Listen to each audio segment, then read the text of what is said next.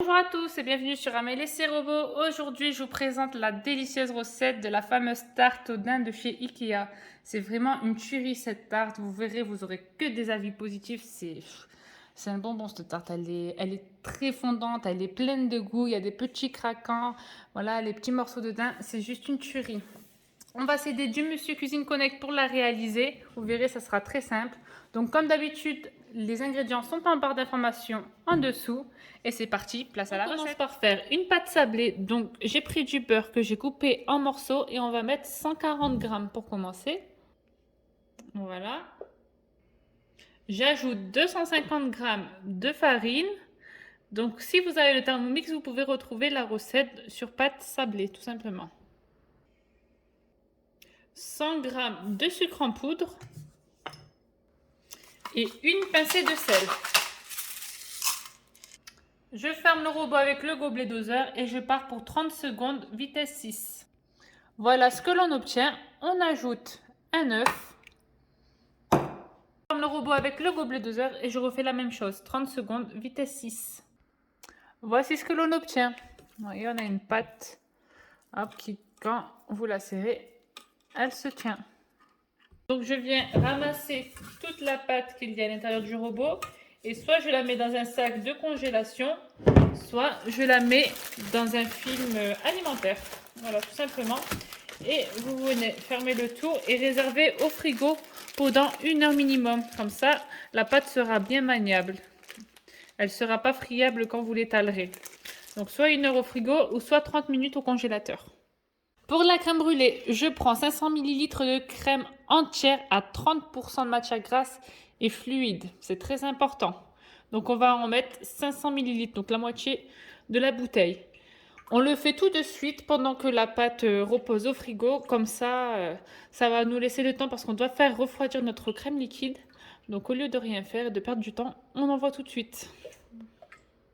Donc j'ai mes 500 ml de crème liquide, j'y ajoute du sucre vanillé. Donc ici, si vous l'avez en grosse quantité, c'est l'équivalent de 2 bonnes cuillères à soupe. Sinon, c'est 2 sachets de sucre vanillé. Je ferme le robot avec le gobelet doseur et je vais faire chauffer le tout. Donc 6 minutes, vitesse 1, 100 degrés. Donc voilà, après les 6 minutes, vous voyez, on a même une croûte de lait pour vous dire que le lait a bien chauffé. Donc après, on va le filtrer, donc c'est pas grave. Là, je le réserve pour pas que ça soit brûlant. Voilà, on va le laisser tiédir tranquillement. Donc voilà, moi je le réserve dans un pichet. Vous pouvez utiliser l'ustensile que vous voulez. Je reprends ma pâte que j'ai sortie du congélateur. Je préchauffe le four à 180 degrés. Donc je mets la pâte sur du papier de cuisson. J'essaie de l'écraser un peu avec mes doigts pour que ça soit plus facile à étaler. Voilà. Vous voyez, elle est plus dure parce qu'elle sort du frigo. Ensuite, je la recouvre d'un autre papier de cuisson et je viens essayer de l'étaler à l'aide de mon robot pâtissier.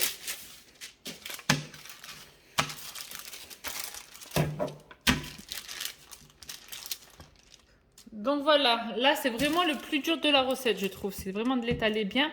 Alors vous prenez en référence votre cercle à tarte ou sinon vous prenez votre moule à tarte, ce que vous avez sous la main. Donc vous voyez, là on sait que on a la place pour notre tarte et on a de la place aussi pour faire les bordures. Donc vous voyez, hop, j'enlève le papier. On a, vous voyez l'épaisseur, bon c'est un peu moins. Ici, on a un beau 0,5 cm. Donc là, je place le cercle et j'ai juste à appuyer. Voilà, comme ça, on a à peu près la taille de notre tarte. Et on enlève les côtés. Ici, je réserve mon fond de tarte et je viens maintenant étaler le reste de ma pâte. Voilà, donc là, je plie en deux pour pas faire de gaspillage. Pour pouvoir faire les côtés. Donc c'est pareil, on refait du sport, on étale. Donc voilà, j'étale au maximum la pâte en laissant pareil 0,5 d'épaisseur, mais après c'est selon les goûts. Si vous la voulez plus épaisse, vous voulez les côtés plus épais, vous en laissez un peu plus. Mais là, on a pareil que le fond de tarte, on a environ 0,5 cm. Avec une raclette, vous pouvez même utiliser la roulette à pizza ou un couteau si vous n'avez pas. Vous essayez de former des lignes de l'épaisseur de votre rebord de tarte. Hop, voilà, ça à vue d'œil. Voilà. Pareil, on enlève l'excédent. Tac. On coupe les côtés qui sont moches. Tac.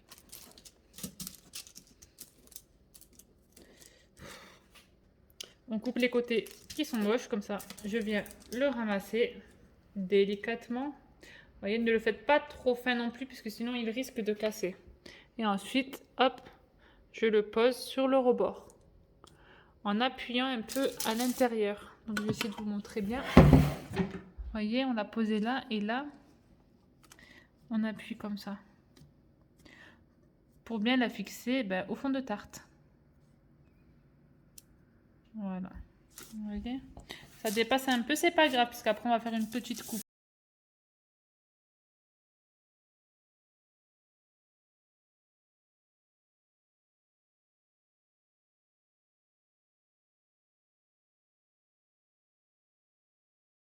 Pour le reste de pâte, soit vous vous en servez pour faire des cookies, ou vous pouvez très bien le congeler pour une autre recette. Vous pouvez aussi faire des sablés. Voilà, c'est comme vous souhaitez. Donc ça, on le réserve. Et ensuite, pour notre tarte, vous voyez, elle est là. Alors là, on appuie bien. Je vais vous montrer par là-bas. Vous mettez bien votre doigt, vous appuyez bien en poussant un peu sur la paroi. Comme ça, on est sûr que ça soit bien soudé. Et pareil pour les côtés, on appuie bien avec notre pouce pour avoir une belle croûte qui tient bien. Et vous voyez là, comme ici, c'est un peu fin. Vous voyez, on voit un peu à travers. Vous n'hésitez pas à reprendre un peu du bout de votre pâte. Vous formez un peu la languette et voilà. Vous la mettez dessus. C'est tout simple. Là, vraiment, on s'en fiche puisque de toute façon, on va pas la voir. On va pas voir les côtés parce que ça va être caché avec notre crème brûlée. Donc voilà. Là, ici, on en est là. Ça dépasse un peu sur les rebords, c'est pas grave. Et ensuite, à l'aide d'un couteau, je viens juste couper le surplus. Donc, vous voyez, vous avez votre rebord, vous avez juste à mettre votre lame en biais en parallèle. Et voilà, vous avancez comme ça. Hop, ça vient votre fond de tarte est prêt. J'ai juste à le piquer à l'aide d'une fourchette. Un peu partout. Hop, et on n'oublie pas les rebords. J'enfourne dans mon four préchauffé 180 pendant 15 minutes. Je repars sur ma crème brûlée, donc je mets le fouet à l'intérieur de mon robot. Dans mon robot que je n'ai pas lavé. Ensuite, j'y ajoute 6 jaunes d'œufs avec 60 g de sucre en poudre. Voilà. Je ferme avec le gobelet doseur et je viens juste mélanger 20 secondes vitesse 3. Voilà ce que j'obtiens. Ensuite, je prends ma crème entière Cacciedi et je viens la filtrer et la verser directement à l'intérieur du robot. Bon, c'est très important de faire ça pour enlever la croûte du lait. Voyez, hop. On a toujours notre fouet à l'intérieur. On ferme avec le gobelet doseur et on part pour 30 secondes vitesse 3. Voilà ce que j'obtiens et je viens le verser directement dans mon pichet. Ça sera plus facile par la suite pour le verser dans le moule à tarte. Ensuite, pour une tarte aux daims, il nous faut des daims. Donc, j'ai ouvert un paquet, donc 200 g de daims que je mets dans le robot sec, totalement sec. Vous essuyez avec un sopalin pour vraiment enlever lui-même le robot. Et je pars pour 5 secondes vitesse 6. Et voilà ce que l'on obtient. On a des daims concassés. C'est comme dans les McFlurry de chez McDonald's. Après les 15 minutes passées au four, ma tarte est un peu dorée. Donc là, je viens verser ma préparation pour la crème brûlée. Moi, je préfère le faire directement à l'intérieur du four parce que comme ça évite de la faire bouger et comme ça, on peut bien la remplir. Donc voilà, je remplis le tout. Donc vraiment, on est au niveau des bords. Vous voyez, j'ai laissé un petit 2 mm, on va dire. Ensuite, j'y prends à peu près la moitié des daims que j'ai concassés et je viens parsemer le dessus. Voilà. Voilà, c'est plein de gourmandise, ça va être super bon. Voilà ce que l'on obtient. Et là, je pars pour 120 degrés pendant 45 minutes. Voilà, après les 45 minutes, vous voyez, on a encore quelque chose de liquide. Donc, vu la texture, là, je vais rajouter juste 140 degrés pendant juste 10 minutes. Pendant ce temps, je viens mettre la moitié d'une tablette de chocolat au lait, donc 100 g. Et je vais mixer le tout pendant 5 secondes vitesse 8 pour que le chocolat soit plus rapide à fondre. Voilà ce que l'on obtient. Et pour faire ma ganache, je viens remettre de la crème entière fluide à 30% matière grasse. Voilà, c'est pour faire une bonne ganache pour le dessus de notre tarte. Donc on ferme avec le gobelet doseur et on va faire fondre 5 minutes, vitesse 3 à 100 degrés. Donc voilà ce que l'on obtient.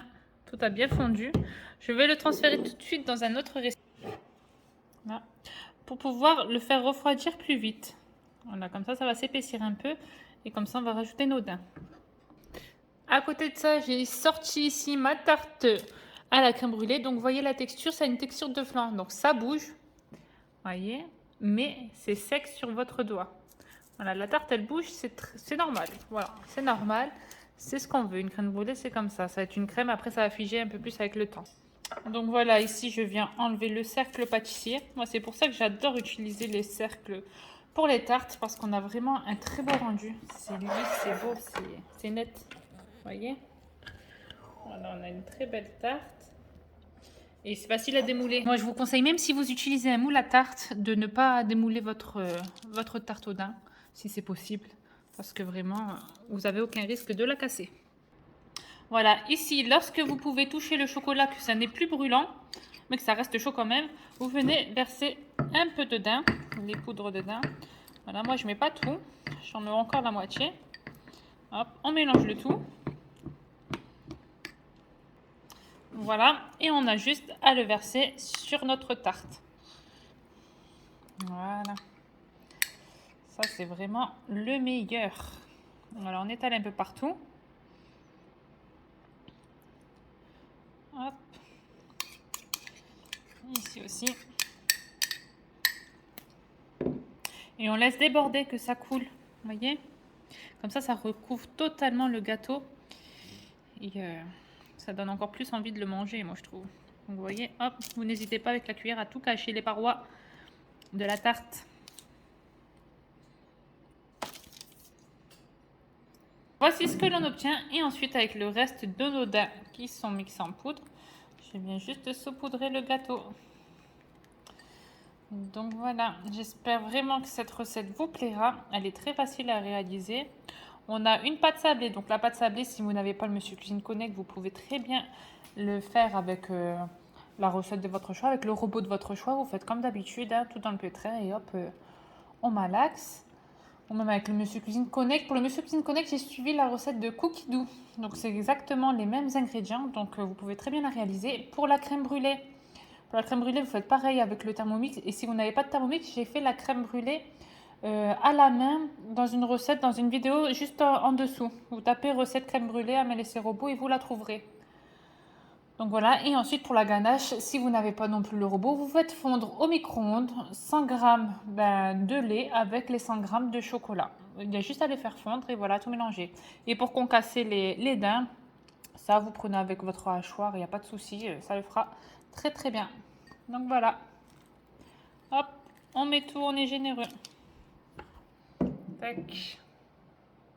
Vous voyez, avec le reste de la pâte sablée, j'ai réussi à faire 6 cookies. Donc je viens racler les parois du bord de ma ganache au chocolat au lait. Donc voilà, je viens de disposer sur le cookie, ça les rend plus gourmands. Et j'ai réussi aussi à faire 3 crèmes brûlées. Donc là, je ne les ai pas encore cuits parce qu'il me fallait de la place dans le four. Et il faut savoir que les crèmes brûlées, comme la vidéo qui est en dessous, il faut les faire tremper dans de l'eau quand on les cuit. Donc c'est pour ça, je vais les faire cuire tout de suite. Donc voilà, moi je l'ai laissé une nuit au frigo. Je vous conseille un minimum de 6 heures au frigo pour que le chocolat se fixe et que la tarte ne bouge plus non plus. Vous voyez, on a quelque chose de bien fixe. Ça va être juste délicieux. Je vous conseille aussi de le mettre directement dans votre assiette de présentation lorsque vous sortez la tarte du four. Parce que vous voyez, quand je l'ai bougé, ça s'est un peu fissuré. C'est vraiment friable. Donc on va avoir une tarte très fondante. Ça va être juste un régal. Mais voilà, pour bien présenter, moi je vous conseille de laisser soit dans le moule ou soit de le faire avant. Donc voilà, j'espère que vraiment la recette vous plaira. Ça sera juste délicieux à manger. Moi j'en ai déjà fait, c'est juste à tomber. C'est vraiment un 10 sur 10. Donc n'oubliez pas de liker la vidéo et je vous dis à très vite pour de nouvelles recettes. Bisous!